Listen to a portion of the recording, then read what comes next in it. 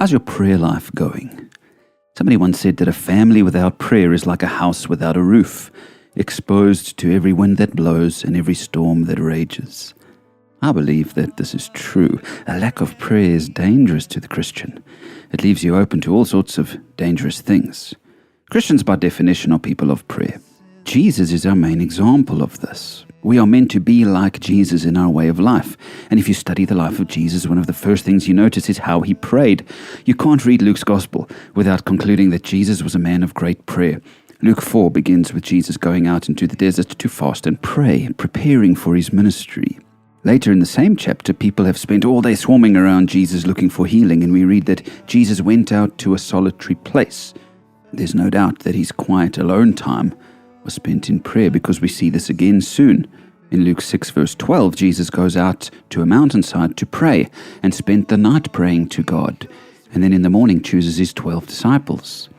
Luke 9 verse 29 sees Jesus praying in private, and in Luke 11 verse 1 we read, "One day Jesus was praying in a certain place.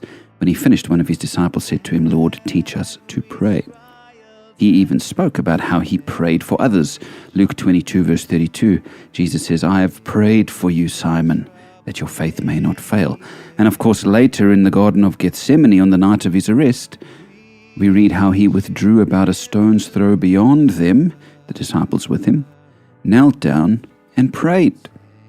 Clearly, Jesus prioritized prayer. In all situations, he prayed, and the disciples followed his example.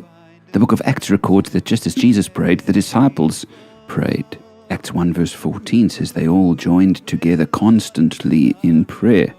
The famous verse describing the early church in Acts 2 verse 42 says they devoted themselves to the apostles' teaching and to fellowship, to the breaking of bread and to prayer. You get the picture I'm trying to paint.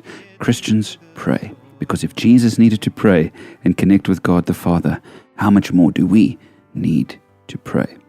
A family without prayer is like a house without a roof, exposed to every wind that blows and every storm that rages. Don't do that to yourself. Like Jesus and the apostles, pray instead.